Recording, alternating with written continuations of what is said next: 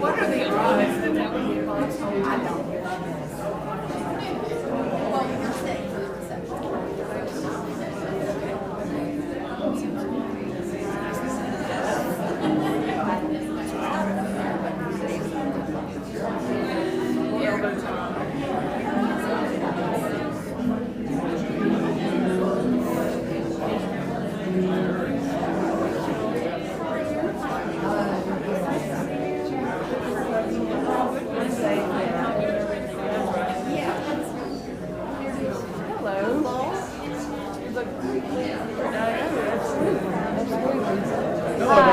I'll expose my weakness to you.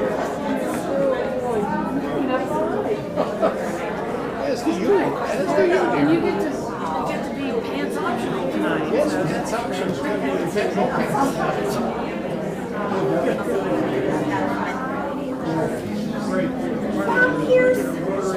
Erring on the side of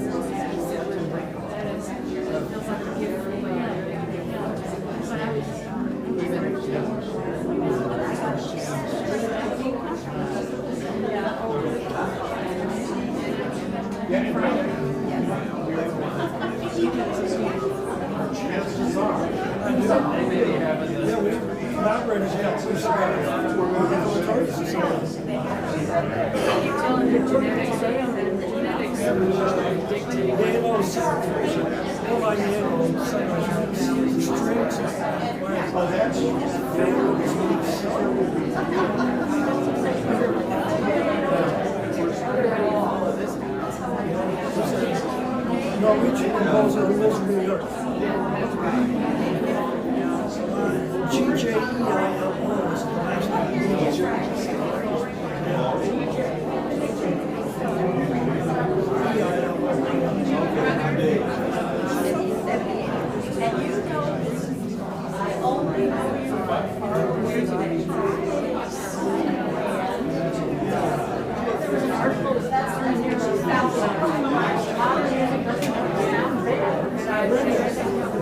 This is a good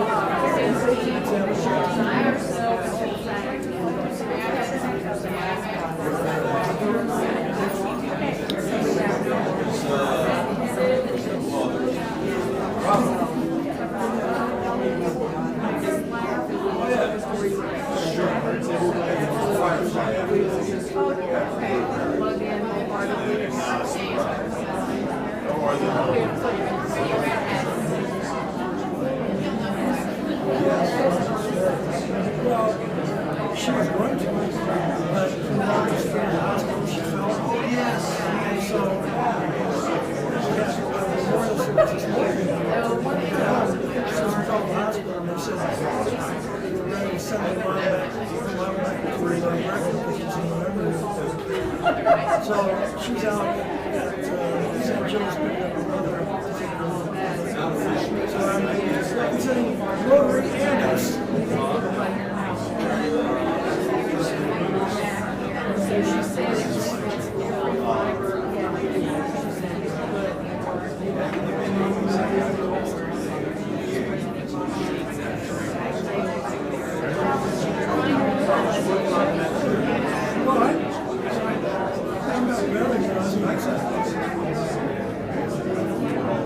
No, but I took voice lessons from her.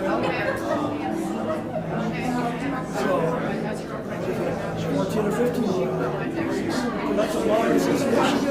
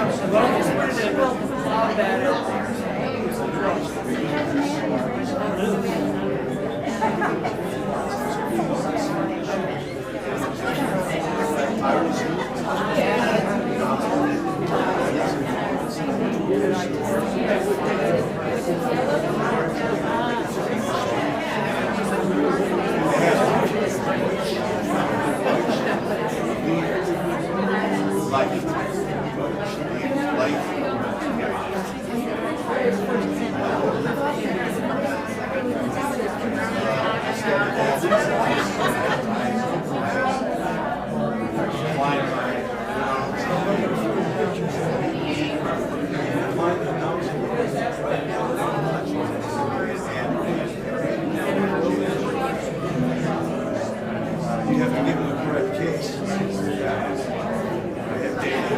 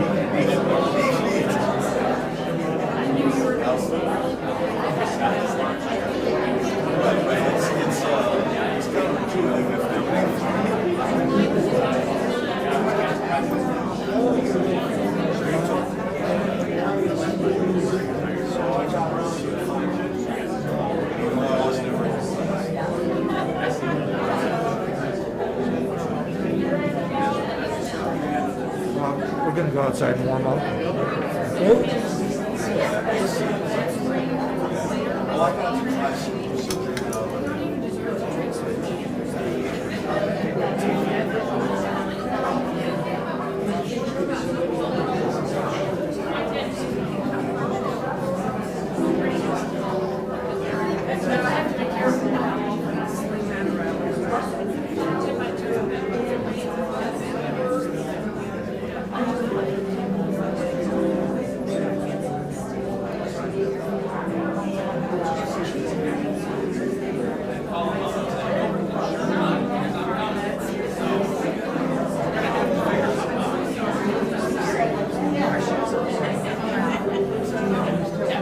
So are you staying for the service or I can't. you I can't gotta even do that? I've got to be in Farmington. I mean, I just joke about it.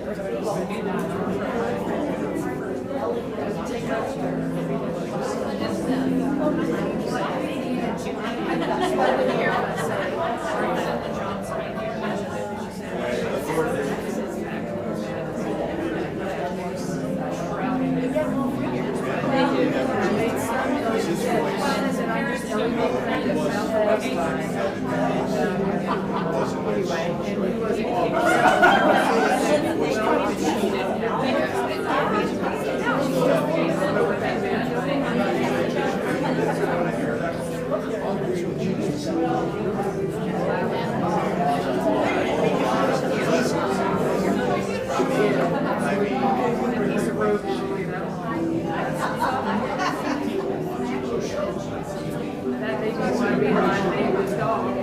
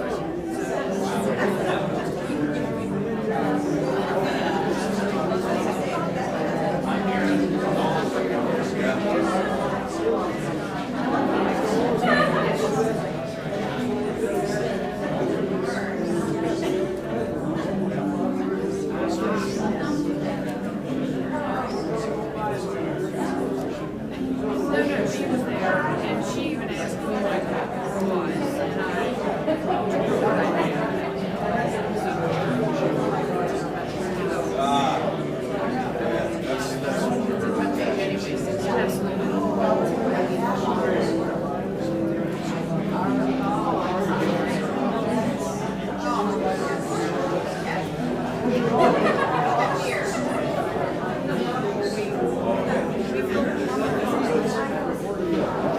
after she sat, maybe 3 hours basically.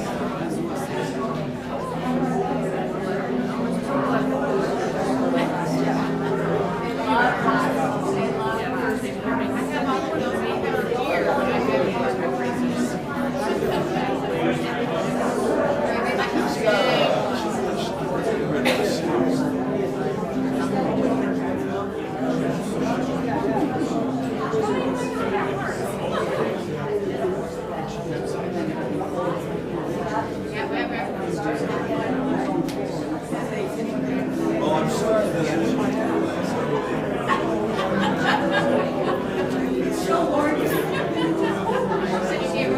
Yeah, I arrived at 8:09 and she got there not long after I did. Was there when I left.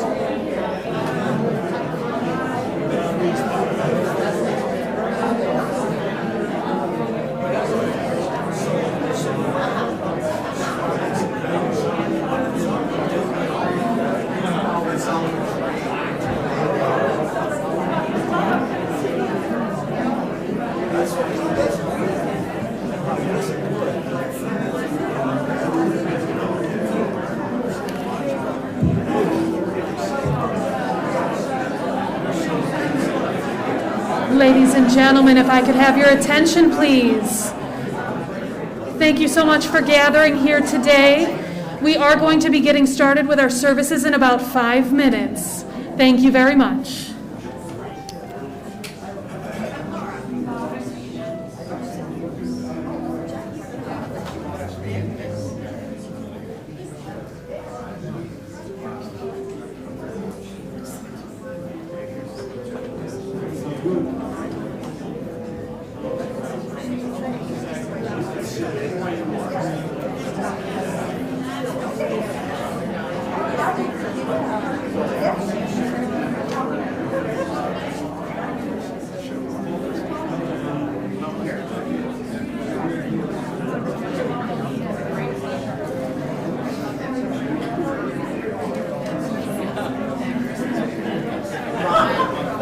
Promise me you're not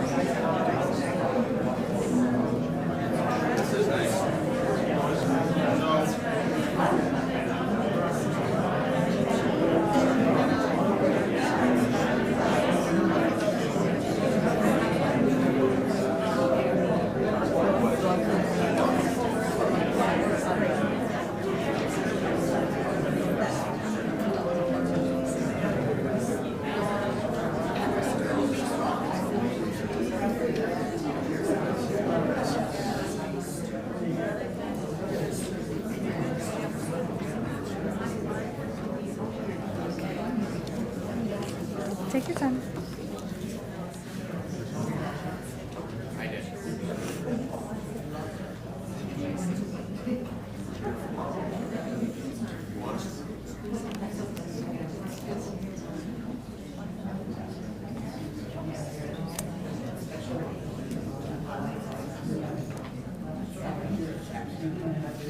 Thank you for gathering, ladies and gentlemen, and thank you for showing your love and support for the Henkel and Stern family today.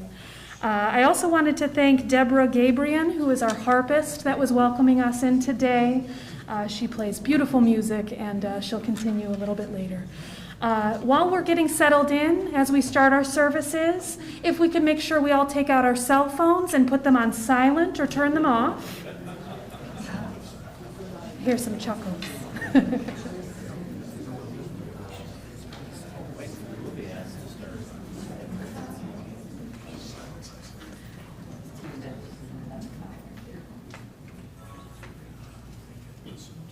All right, thank you very much, everyone.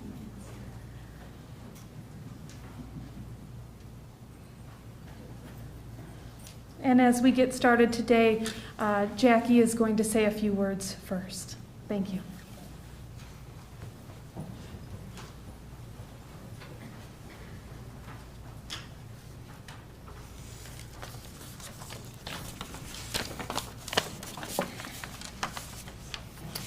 Welcome, everyone.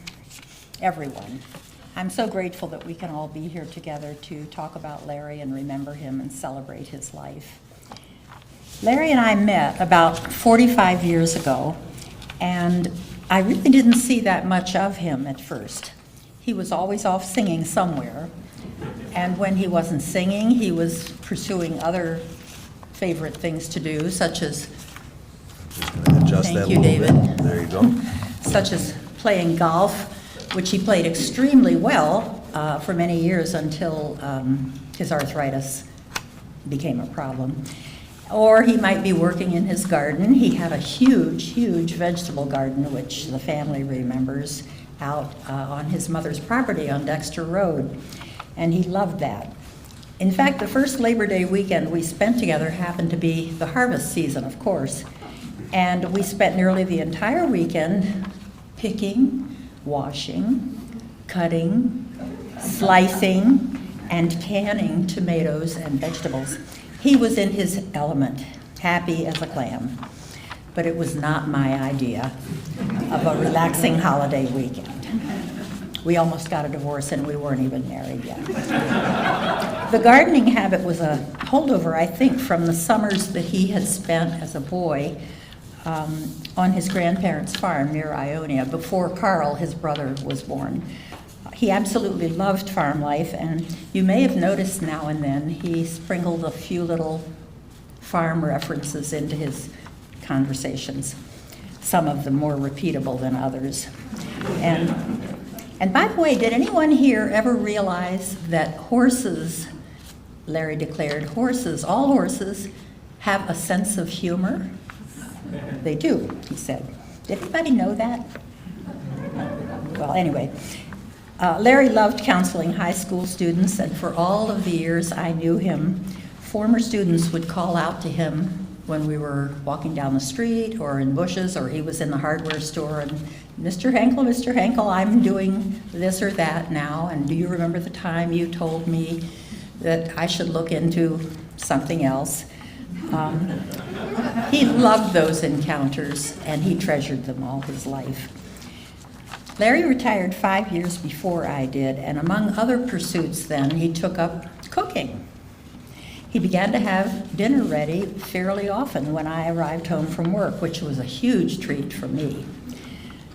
On Fridays at the Public Schools Administration Building, those of us in the head shed, as it was called, put the Board of Education meeting agenda together for the following week. Linda Turner, who's here somewhere, as board secretary, had the major responsibility for all of that, but we all pitched in some way and helped, and we were all very much affected by the deadline. And it usually took us till well after 5 o'clock on Fridays. So one Friday evening when I didn't get home until well past 6, I pulled into the garage and just sat there in the car for a minute or two, trying to catch my breath.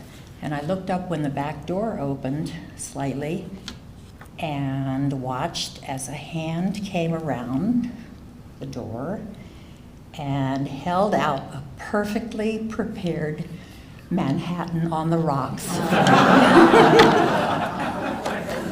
Who could ask for more? As we grew older, Larry handled the indignities of aging with grace for the most part.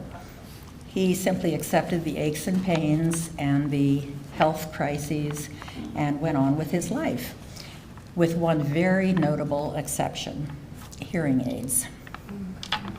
He adamantly denied that his hearing was a problem. You remember that, Judy, don't you? He told people, "My hearing is fine. It's just that Jackie mumbles." But then the day came after one of our trips to Europe that I asked him how he had liked a new piece of luggage that he had used for the trip. He had been reading the paper, and he looked up and said, "What?" And so I repeated, "Your new suitcase. How did you like the suitcase that you used for the trip?" And he said, "I don't have a new toothpaste. I use Crest like I always have." The next day we called an audiologist. Oh, life with Larry was a joy. I'm so pleased to introduce Mary Steffek-Lasky, if I can just find her. There she is. The beautiful and talented and wonderful Mary, who was until recently the executive director of the Ann Arbor Symphony Orchestra, and who I think has known Larry longer than I have. Mary.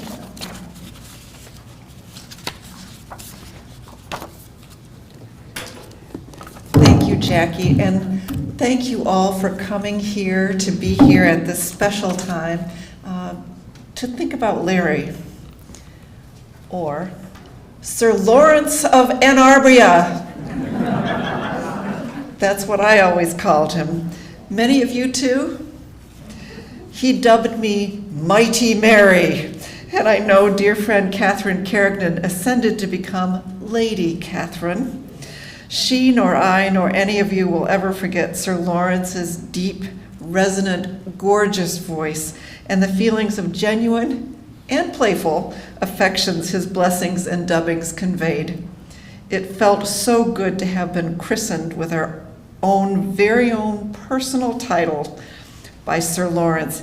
And even if you were not fortunate enough to have him bestow a title on you, the warmth of that affection from our dear Larry was unmistakable, memorable, and oh so evocative. Larry was a warming sun to all of us in his orbit. Today, May 14th, would have been Larry's 89th birthday. He was, throughout his life, an Ann Arbor original, unique and extraordinary, born and raised from a pup, as we dog lovers say, in Ann Arbor. Larry attended St. Thomas School and then Ann Arbor High. His advanced degrees were awarded by the University of Michigan. He cared about kids and their educations, so Larry became a teacher, a high school administrator, and eventually a guidance counselor, which was, I believe, the job he liked best when he was not singing. In the schools, he was the #1 supporter and driver of the Ann Arbor Schools home building program. Larry was a Rotarian since 1987 and one of the longest serving board members of the Ann Arbor Symphony Orchestra. I knew Sir Lawrence then as a supportive and generous genius, an immensely talented, warm, funny, dear, smart, and compassionate friend. Those of us lucky enough to be in Sir Lawrence's kingdom of Ann Arbor, even for a little while, remember best that it was always a most musical place. Larry's career behind his career was music, which he loved more than anything else in his kingdom, except for only Jackie and his modern family. Whether Larry was making it or Sir Lawrence was supporting it, music made him happy. My musical motif story today originates in my very first encounter with Larry, now more than 53 years ago. Let me set the scene for you. I was then a 10th grader in Pioneer High School, playing in Charles Gabriel's orchestra. Charles was Catherine Carrigan's first husband. We were practicing on stage for a special concert, and all the orchestra was so proud to be playing major repertoire. In this case, Giuseppe Verdi's Requiem, a blockbuster if there ever was one. I was sitting among the first violins on the outside, and Mr. Gabriel announced with a grin and a twinkle in his eye that our soloist for this piece was Mr. Henkel. Mr. Henkel? Our guidance counselor? In that moment, I unnecessarily wondered, in the way all 10th graders everywhere wonder, what kind of a musician a guidance counselor could possibly be. So I remember Mr. Henkel walk up to the edge of the stage. He stood right next to me, and facing towards Mr. Gabriel, we started playing, and Mr. Henkel sang. I had no idea that Mr. Henkel could sing. I mean, really sing. I mean, really, really, really sing. It was goosebump, a special moment I will not forget. And after that, I never thought the same way about Mr. Henkel. And after that, I never thought the same way about guidance counselors either. So I stand before you today to declare that it was one of the principal honors and joys in my life to become eventually Mighty Mary.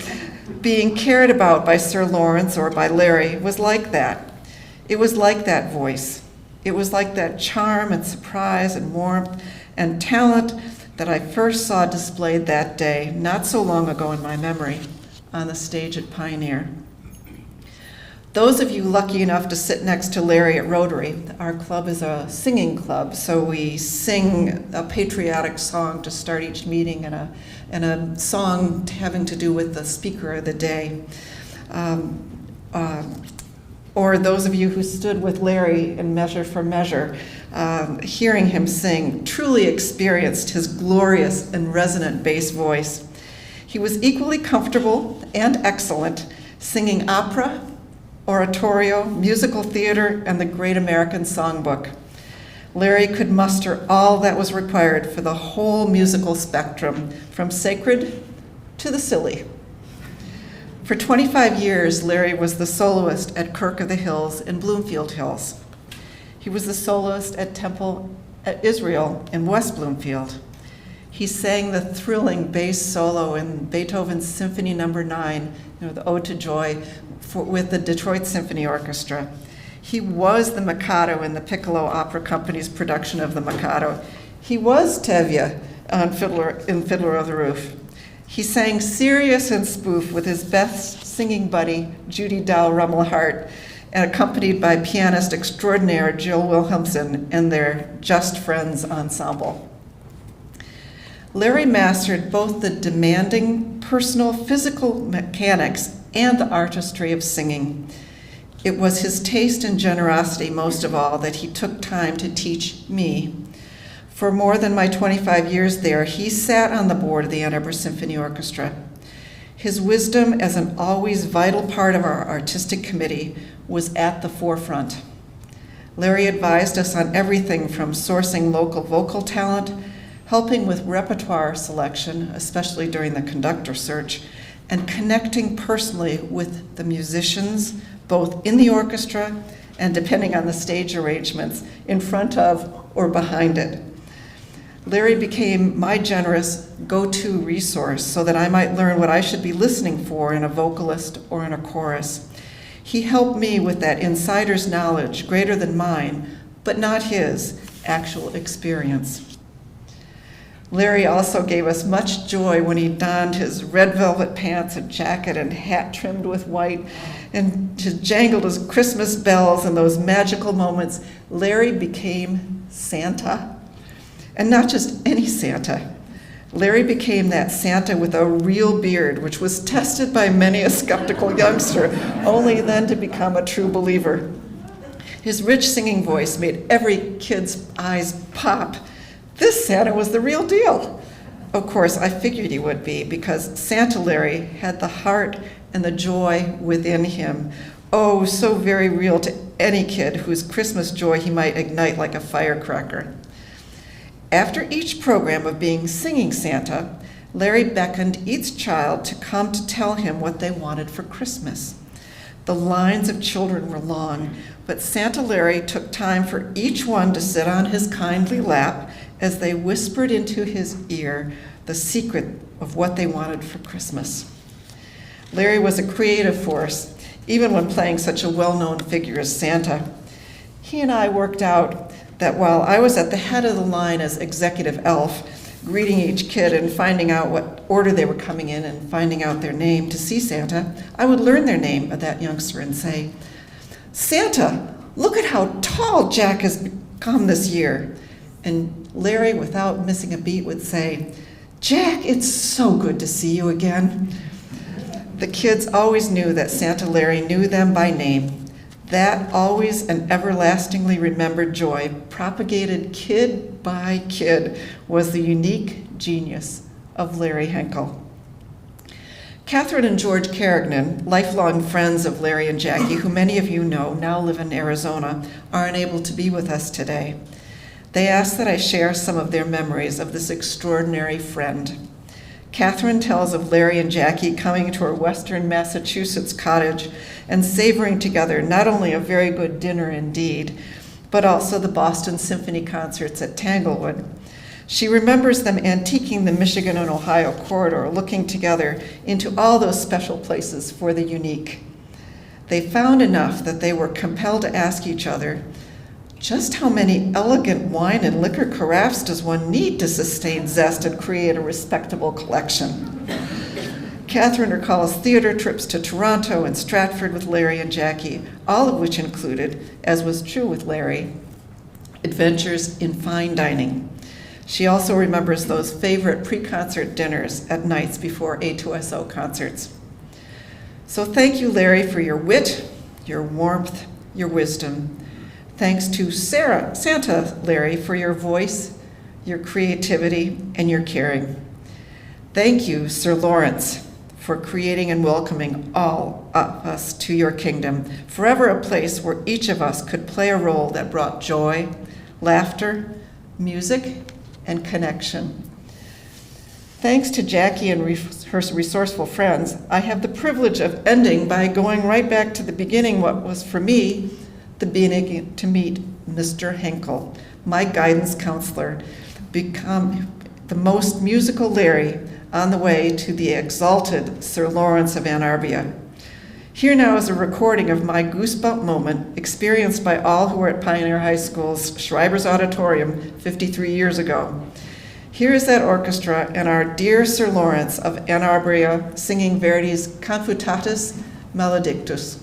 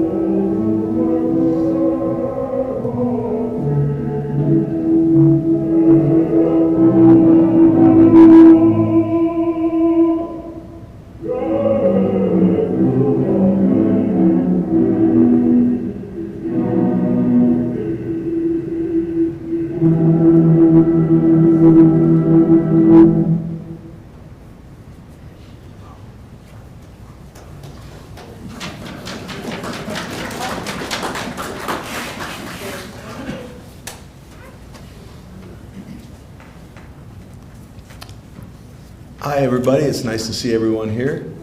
I'm David Stearns. I'm Larry's stepson, and I have the honor of introducing some folks. And first off is my brother-in-law, my son's uncle, my sister's husband, and Larry's son-in-law, John Joel.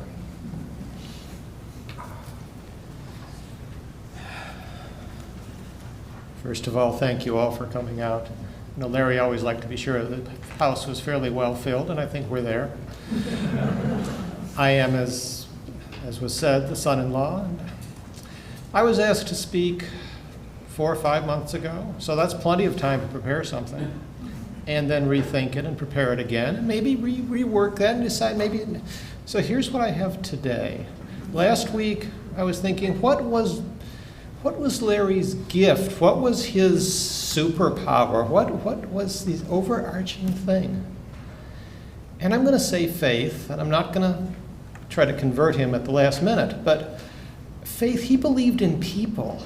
He believed, when I was the 18-year-old dating the daughter, he still believed in me. He probably believed in people more than sometimes we believed in ourselves. What a huge gift to his counselees, to his family, to everyone. He just liked people and believed in people. And if I could just say one thing to him, I'd say, thank you for that. It was a gift that he shared with us. And I'm going to leave it there.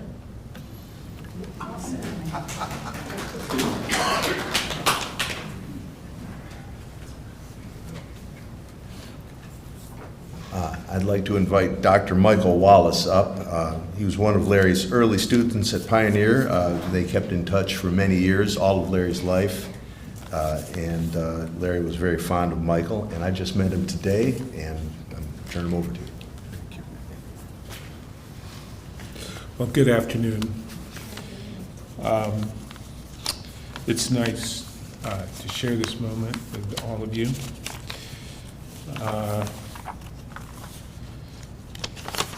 Like John, I've had some time to think about what I was going to say, and I've gone back and forth. But I decided to sort of tell you the story of how Larry came into my life.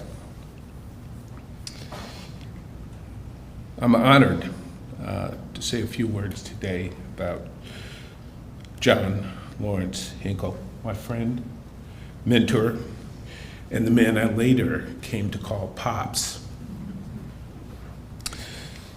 Prologue.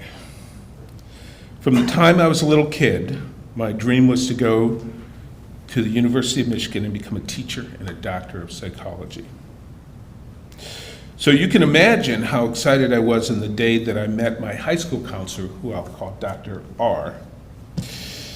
And when I was sitting in his office as a 13-year-old, because I didn't turn 14 until October, I was really excited because behind his desk he had a ginormous diploma that said the University of Michigan. And he had a doctorate of philosophy of education. And I thought, you've just landed in the best place ever. If anybody knows how to shepherd a young man through high school, that's this guy, okay? Thinking, what a stroke of luck. Well, didn't turn out quite that way. Dr. R said, oh, you're very ambitious, but you're not college material. Now, not at that moment did I know that that statement really had lit a fire. It ignited a fire within me, and I was later determined to prove Dr. R wrong. So I hold no malice against him, but at the time, I was devastated. I was embarrassed. I was humiliated, because here's this guy, this man, he was authorized to shepherd kids through the education process, and he found me wanting. I wanted to cry. I couldn't get out of his office fast enough. Enter Pops. So now I'm on the threshold of leaving the counseling office area, and I hear this deep bass voice say, "What's going on, little buddy?" Apparently I wasn't hiding my distress well enough. So Larry invited me into his office, and again he asked me what the problem was, and I told him what had happened. He asked me to close his door. And then he let go with a stream of invectives that I've never heard one educational professional say about another. Now back then I was sporting a pretty good-sized fro. He had blown it back.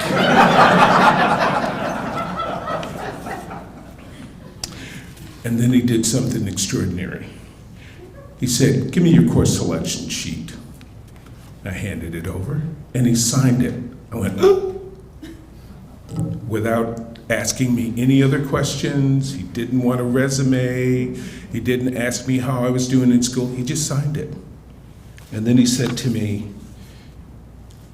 he was going to be my academic counselor from then on, and if I needed anything, come to him. End of story. No. I was in a young people's theater group, and Pops found out about it. So he decided that I needed to take voice lessons. So he arranged for me to take voice lessons. Now, back then, of course, I wasn't rolling in dough, so what he did was he had me come to his house, do yard work, for which I was paid exorbitant amounts of money. I knew what the going rate was. He was paying me a little bit more than I probably should get. That way, I could pay for my voice lessons and still have a couple of dollars in my pocket. He was very generous. But we also shared a love of music, and occasionally he would come down to demonstrate what a real basso profundo should sound like. And of course, it just blew me away. So we shared music, we shared singing and performing, and a bond began to develop. So I would drop by his office every once in a while just to get the Larry checkup. And then, before I knew it, it was time for me to go to college. And so he took me on what I call the Great Lakes Tour. Michigan State, Central, Eastern Michigan, Western Michigan, U of M. And finally, one day I walked into his office and he just said, "You want to go to college?" And I said, "Yes." He picked up the phone and guess what? I was in college. So the thing that I remember, I started to realize is that this was a man who saw me as special. Now, I'm not saying I was, but I'm saying that every encounter that I had with him made me feel like I was special, truly a special person. Well, it took me some time eventually to earn my bachelor's degree from U of M, and then a couple of years later, my master's degree in clinical psychology, and then another 20 years before I got my doctorate. So all total, it was 45 years for me to obtain my ultimate educational goal. Never once did Pops ask me why it was taking so long. He always was supportive and encouraging. So on Friday in December of 2017, I successfully defended my dissertation and was awarded a Doctor of Psychology in Clinical and Humanistic Psychology. The first person that I called was Pops. And I could hear him smiling over the phone. If he said it once, he said it 1,000 times how proud he was of me, but he didn't know how proud I was of him because he was always in my corner. I stand on the shoulders of those that came before me, my mother, hi Mom, my foster father Dave, Doc, another surrogate father, my best friend's from 9th grade's father, and of course, Pops.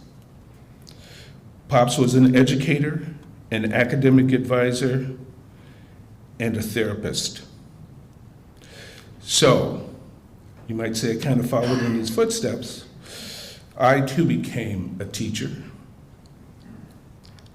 and a counselor. So because of John Lawrence Henkel, I have fulfilled my dream of becoming a teacher and a doctor. I'm also a father. I have a 31-year-old son who is fully launched. Thank you.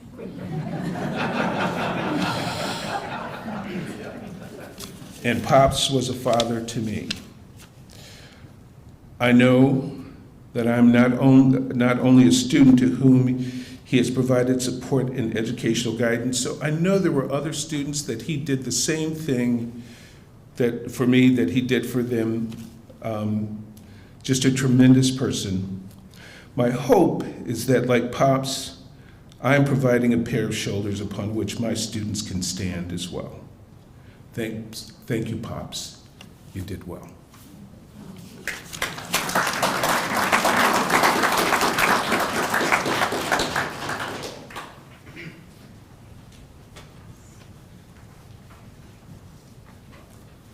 Wow. Where's Steve Lorenz? Okay. Steve is the conductor of Measure for Measure, and this is a group that probably most of you have heard at some point, but Larry was a member of this group for quite a few years, until just a few years ago, and I believe Steve's got a few words to say right now.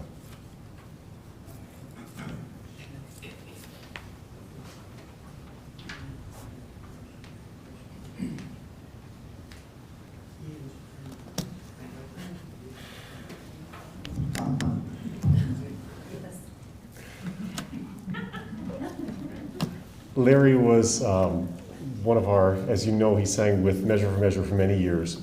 And throughout his time, I remember in my very first year, he was one of the first concerts that we sang, and Dr. Leonard Recinto had programmed Old Man River. And I had not heard Larry sing by himself. He had been a member of the bass section. I was just getting to know the ensemble, and all of a sudden I heard this resonant voice singing and was welcomed in. He was an incredible mentor during my time there as an assistant conductor and a champion, and I wanted to echo the words that were said earlier.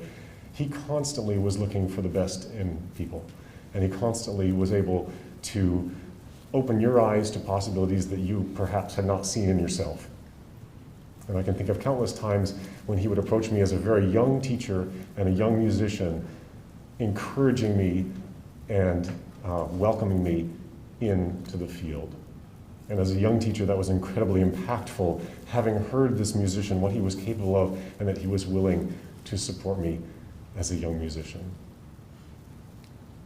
Larry meant a lot to Measure for Measure, and recently received emeritus status in our organization to celebrate his many years with Measure for Measure. We're going to sing Daniel Gothrop's Sing Me to Heaven.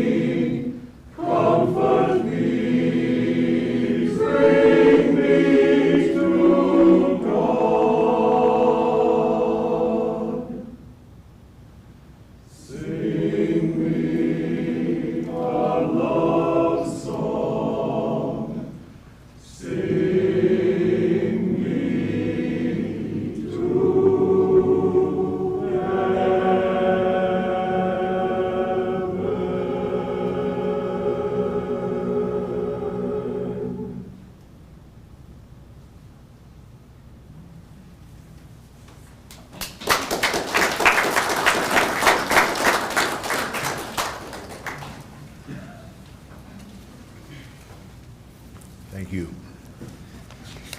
I'd like to invite Judy Dal-Rumelhart up now.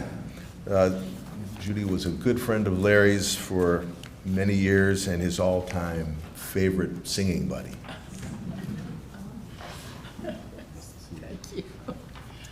Oh, Dr. Wallace, I wish I had known you before and known that what Larry did for you in his life. You have taken my breath away. I always knew that Larry was fun and wonderful, and we loved to make music together. I thought, gee, you wouldn't know I was a singer, would you? Holy mackerel. Anyway, I always knew that Larry was an incredible guy, but the story of him taking you to all the schools, and I met a whole new place where Larry lived, and I didn't know about it. So thank you. Okay, now I have all kinds of notes. I've written this thing about 15 times, so I'm actually going to throw it out and not read. I'll read a page of it because it's so hard to talk about Larry because he's so cool. And yesterday, I just don't like what I'm writing. I sound like a school teacher, and believe me, I wasn't one. And so I got out a recording that we made many years ago, and I couldn't make my old recorder work or player back thing, so I had to get in my car and start the car, and I sat in the garage and Larified myself. It was the most wonderful, greatest fun I think I've had. And all of a sudden I said, hey man, you need me in your chorus, buddy. I hope one day we meet again. So he is wonderful, and I know how much he loved Measure for Measure. He talked about it all the time when we were working, and which was many years ago, it seems. It started in a very strange way. It's hard to explain old friends, you know. You really don't remember how you met, and I worked on that for a while. But you do remember what brought you together. And of course, that was music. And I didn't know the serious Larry. I knew Larry, the jokester, the fun guy. We used to sing and make all kinds of noise and have a wonderful time. And during that period of my life in Ann Arbor, when we were all quite young, there were a lot of really terrific people around. My dear friend Connie Barron, who has an incredible soprano voice, and there, for a little while, somebody by the name of Julie Amato passed among us, and she's had a lovely career in her life. And Mac Gibran, who came, and somehow we all clustered together, and we spent lots and lots of time doing shows. Just little shows that we put together, and not for anybody in particular, but sometimes for the Michigan Theater, for fundraising. And we do all kinds of wonderful things, and we all had a good time, and it's sort of like Wine, Women, and Song, except for we were boys and girls. And you could pick up the telephone and, say, hey, would you like to sing tomorrow night? And it was lots of fun. Even at one particular point, which I always love to tell, there was a conductor at the university by the name of Teo Alcantara. And he was this little Spanish guy with bright red hair. And he and Larry became absolutely adoring friends. And I can remember running around the streets, singing on the corners and doing all kinds of things. In those days, I guess they never arrested us, but we could have tried. Yeah, they probably had a few things to do. And we also had other groups like Gilbert Sullivan Society, the Ann Arbor Civic Theater, and we all ended up performing there too, as well as others. And it was so much fun. We really enjoyed every minute of what we were doing. And then somewhere along the line, after all this music making and love, it was so wonderful, I found myself being lifted by friends to go to New York and have the great career. And I went to New York City. I lived there for 10 years. At first, it was lots of fun. At second, it was really lonely.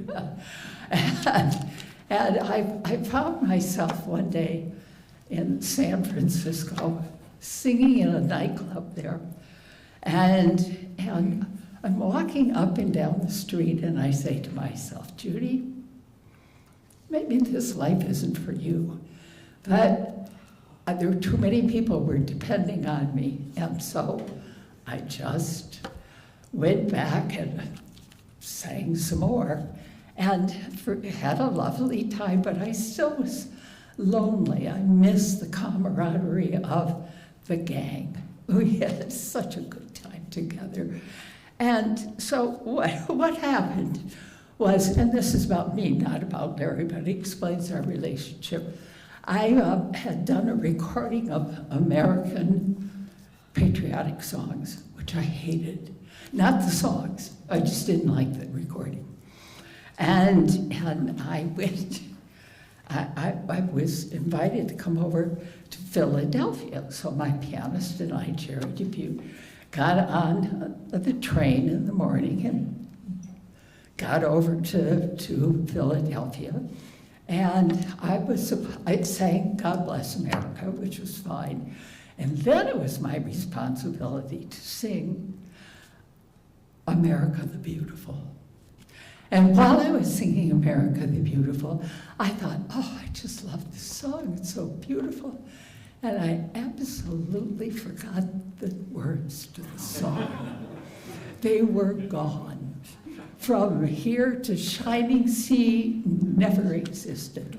And not only was it a terrible experience, but it was repeated a second time.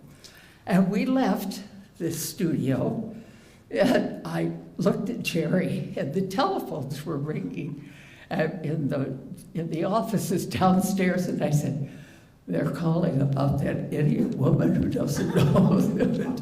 And that was the beginning of the end for me. I went home and I thought, if I can't remember the words, how am I doing singing? This is crazy. And so I slowly but surely during that time, I came to Ann Arbor and did a production of Hello Dolly and had a wonderful time. I wasn't afraid here, you know. But I had a great time. And my husband one day said to me, you know, Judy, your parents love it when you're in Ann Arbor. Let's move to Ann Arbor. And so we moved to Ann Arbor. And all of a sudden, the group was there again, this incredible group. And one day, to make a long story short, we were having a wonderful time. And I met Larry on the street. I said, Larry, it's so good to see you. How are you? And what are you doing? And he said, wouldn't you like to sing some songs? And I said, I'd always wanted to do music with you. Wouldn't it be fun? And I said, yes, come to my house on Tuesday morning. I have this incredible accompanist, and that's what we're going to do. And when we all left that morning, 2 friends was an absolute deal. And we had so much fun performing together. It was just, I don't know, it's almost hard to explain it to anybody, but singing was all of a sudden not only fun, but I had been going around singing all by myself.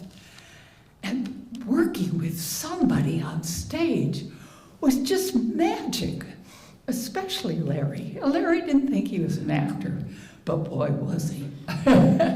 And you never knew what was going to come out of his mouth when we were singing. And we just had such a wonderful time together. And we used to rehearse every Tuesday and every Thursday.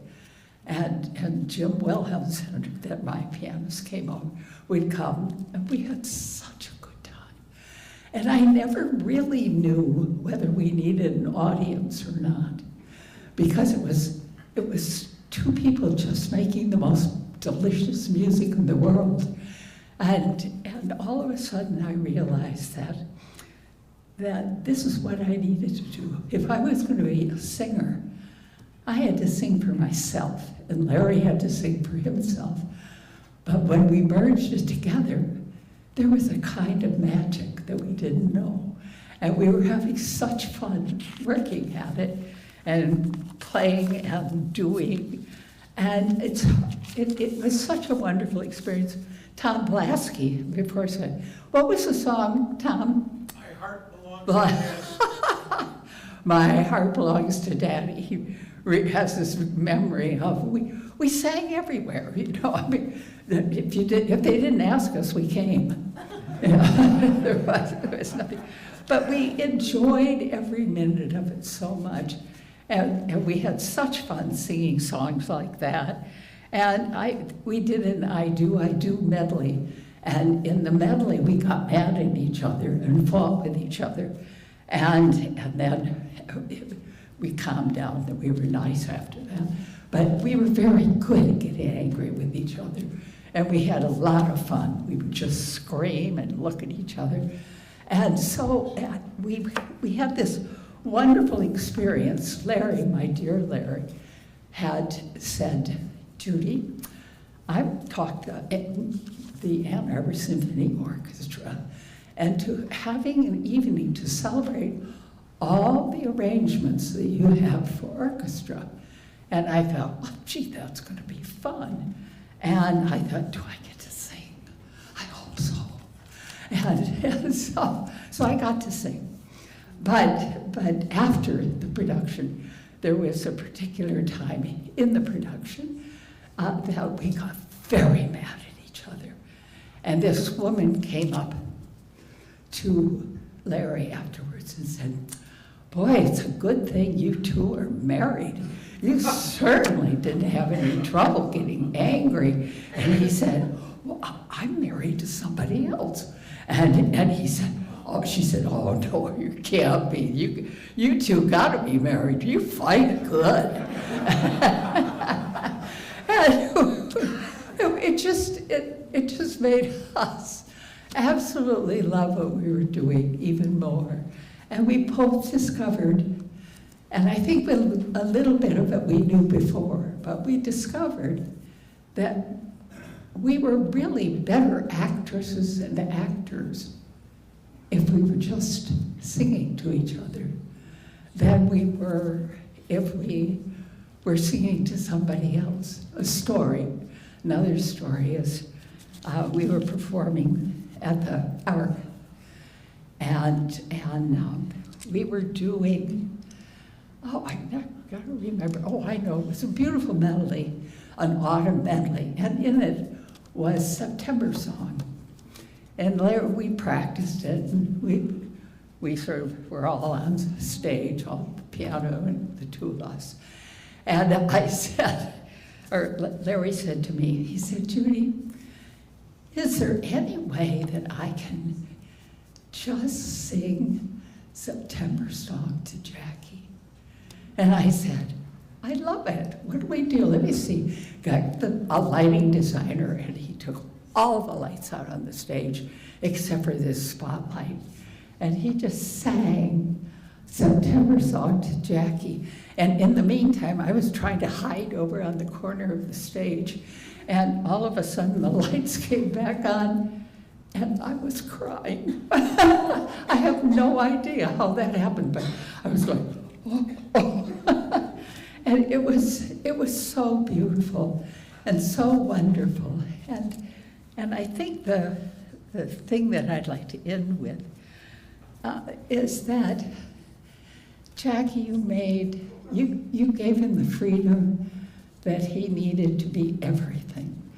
And I think in the early, when I used to know Larry, he was boisterous and fun, but he never just put himself in the center. And what happened was so magic, because he all of a sudden, and he was a performer, and he always was a performer, but he became a magic performer. And I think that happens to a lot of singers, because when you fall in love and you have somebody that you really care about, you pick music differently, you pick thoughts differently. And I must say, Miss Jackie, you made his life so happy. And we love you so much. All of the old friends love you so much for all of the joy that was a part of him. Thank you.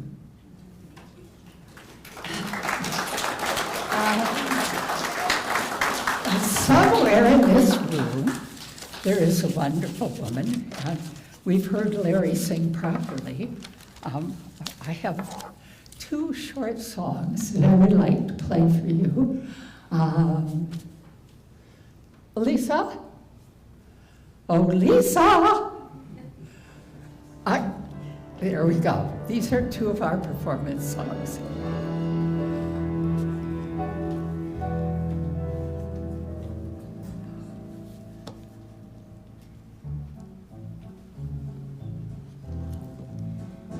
When you're smiling,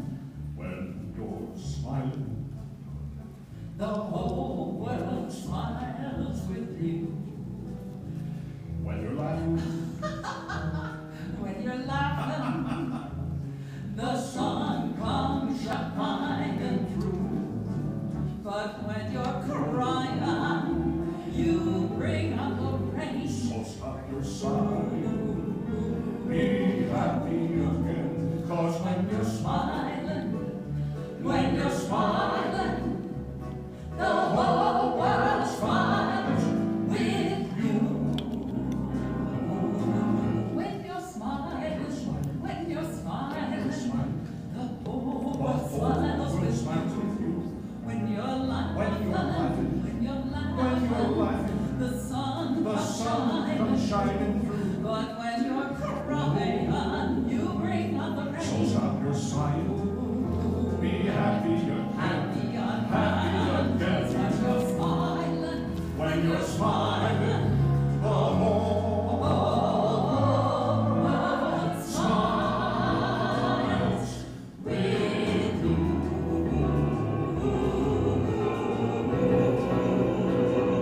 Just smile.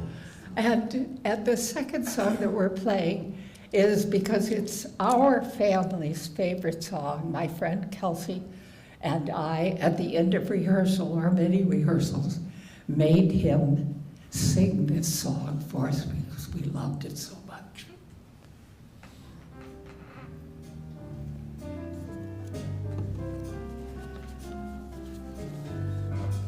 Oh, it's a fickle age, with flirting all the rage. Here is one bird with self-control, happy inside my cage. I know I love them, thumbs down on all the rest. My love was given heart and soul, so it can stand the test. No one to talk with all by myself, no one to walk with, but I'm happy on the shelf. And misbehaving, I'm saving my love for you. I know for certain the one I love, I I'm through with flirting, just you I'm thinking of and misbehaving. I'm saving my love for you. Like Jack Horner in the corner, don't go nowhere, what do I care? Your kisses are worth waiting for, yeah, my mind. I don't stay out late, nowhere to go. Home about it, just me and my radio ain't misbehaving. I'm saving my love for you. Like Jack Horner in the corner, don't go nowhere, what do I care? Your kiss, I was waiting for, yeah, believe me. I don't stay out late, nowhere to go. Home about it, me and my radio ain't this baby. I'm saving my love for you. Oh yeah.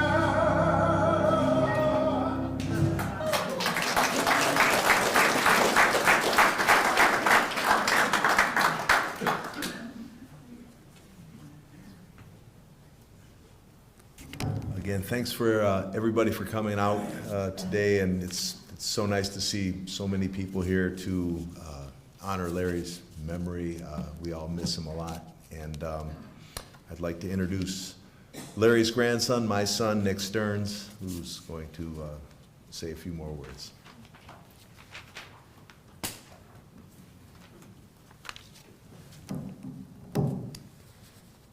Well, thank you all again for coming to this. Me and my family are truly touched at the amount of lives that Larry has impacted and has changed. Trying to write this, I thought it would be easy, or at least doable, to sum up in 4 or 5 minutes how I felt about him. I was wrong. Don't worry, I'll keep it at 5 minutes. There are so many memories of him that I could go on and on about. I could talk about the times that he would pick me up from elementary school and we would go get ice cream cones at Washtenaw Dairy. Or I could tell you the seemingly endless list of nicknames he had for me. Every time I came over, there was a new nickname. But rather than doing that, I'd like to take a couple minutes to continue his legacy and to pass along to all of you a couple things that I learned from him. The first thing I learned was to listen more and to talk less. There's a very wide range of people in this room. We have lawyers, we have doctors, we have musicians, we have construction workers. All of us lead radically different lives. We have different morals, we have different thoughts. And yet somehow, we're all here for one person. The reason is because Grandpa would listen. Now, he didn't always agree with what everybody said, but he would hear us out. And that was his empathetic side coming through. That's what made him a great counselor, I think, because he would hear what we had to say and at least try to understand it. The second thing I learned from him was to be passionate about whatever we choose to do in life. Throughout his life and his professional career, he was a counselor, he was on various boards, he was a musician. One of the boards he was on was the Ann Arbor Student Building Industry Program Board. Now, he was the one that got me onto that program, and he's the reason I'm now in construction for a career. From the board's founding in 1970, Grandpa was an avid supporter of the program. He always ensured that his many counselees knew the benefits of not going a traditional route and instead learning a skill that you could use for life. He sent hundreds of students through that program, And of those students, hundreds made a career out of it. And so because of that, there are a lot of people in the building community, but also in many other communities that have their career and their life now to thank for what he did. So what made Grandpa so great?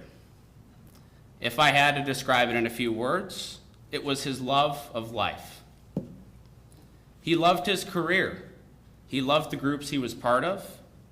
He loved his wife and his family. And he stayed away from things he didn't like. That's something that's pretty hard to achieve. He approached every day wanting to make a difference in his world or in somebody's life.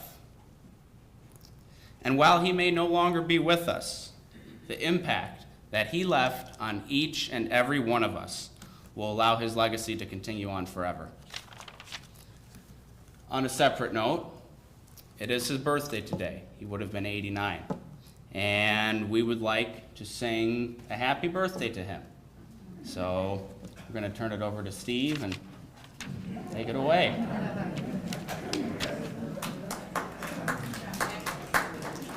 It would probably be appropriate to sing it as much harmony as possible.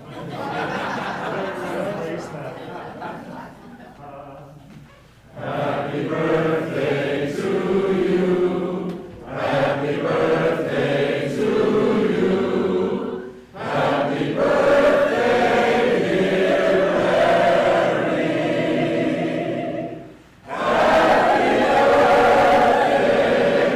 birthday to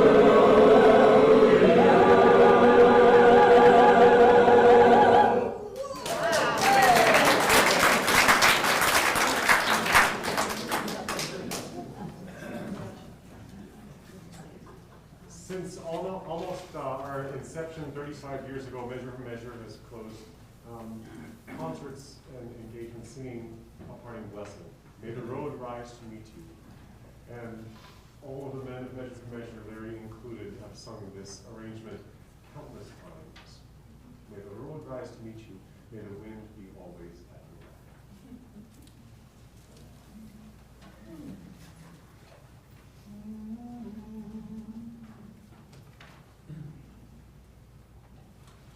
May the road rise to meet you. May the wind be always at your back. May the sun shine warm upon your face.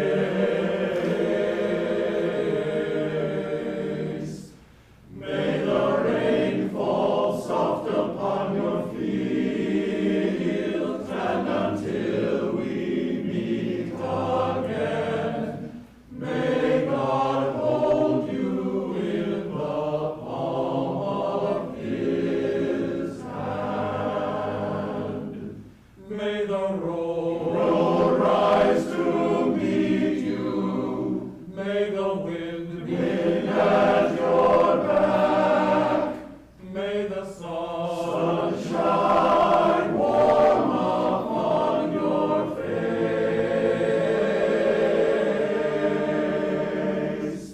May the rain fall soft upon your fields, and until we meet again, may God hold you in the palm of his hand.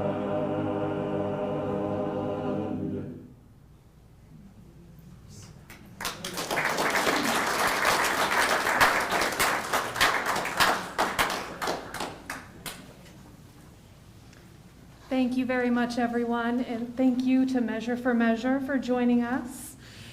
And thank you to the speakers, family, friends, colleagues. This does conclude the end of our services here today. However, the family invites you to remain and enjoy in some refreshment and gathering and sharing of memories for the next time that we're together. Thank you so much.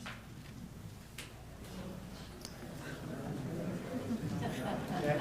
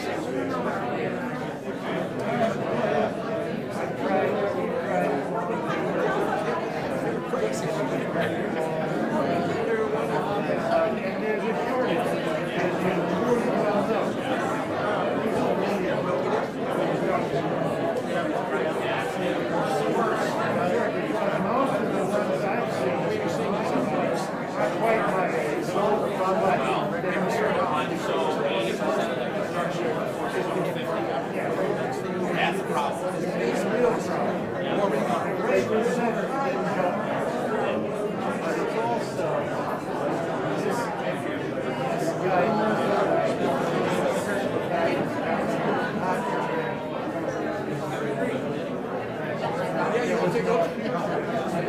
I think if I had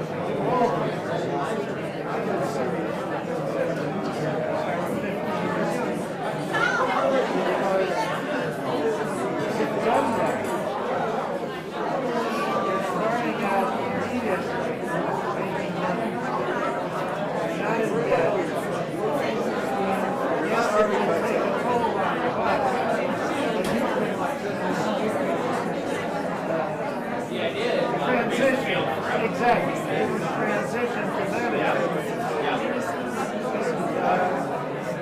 It's a very good way. Isn't that? You have to have a partner that I can probably text. If you want, I'll give you my phone number right now.